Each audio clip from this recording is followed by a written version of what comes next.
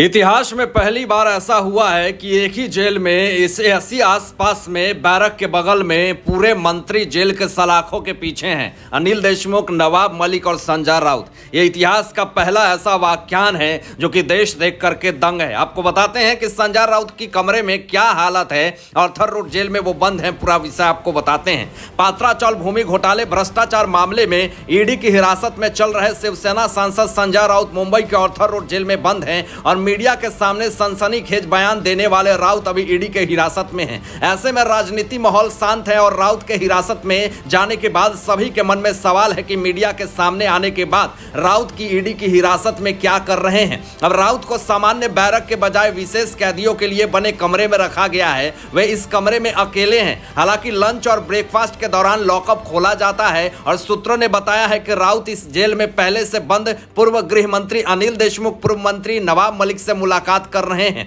अब संजय राउत, अनिल देशमुख और नवाब मलिक को भी विशेष कैदी माना जा रहा है। हाई प्रोफाइल मामलों में आरोपियों को विशेष कैदी माना जाता है। विशेष कैदी होने के कारण तीनों को सामान्य बैरक की बजाय 10 बाई 10 माप के अलग अलग कमरों में रखा गया है और इन कमरों में पंखा, अलग शौचालय की सुविधा है और इस कमरे में कोई अन्य कैदी नहीं है, इसलिए उन्हें अपने दिन एकांत कारावास में बिताने पड़ते हैं। सभी कैदी सुबह 6 बजे उठ जाते हैं, 7:30 बजे तक नाश्ते के लिए तैयार हो जाएं। 7:30 बजे सभी बैरक खुल जाते हैं और कैदी अपना नाश्ता लेकर के बैरक में जाते हैं। रात 9 बजे जेल अधीक्षक का संचार दौर होता है और इस दौरान सभी बंदियों को अपना हिस्ट्री कार्ड लेकर के उनके सामने खड़ा होना पड़ता है। अब इस कार्ड के साथ संजय राउत, नवाब मलिक, अनिल देशमुख को भी खड़ा होना है। इस कार्ड पर अपराध का विवरण लिखा होता है। अब कैदियों को सुबह 10:30 बजे और शाम को 5 बजे खाना परोसा जाता है। ये कैदी अपने बैरक से खाना लेने आते हैं और इस दौरान एक दूसरे को जानने वाले कैदी आपस में बात करते हैं। साथ ही खबर है कि राउत, देशमुख और मलिक एक दूसरे के तभी मिलते हैं और बात करते हैं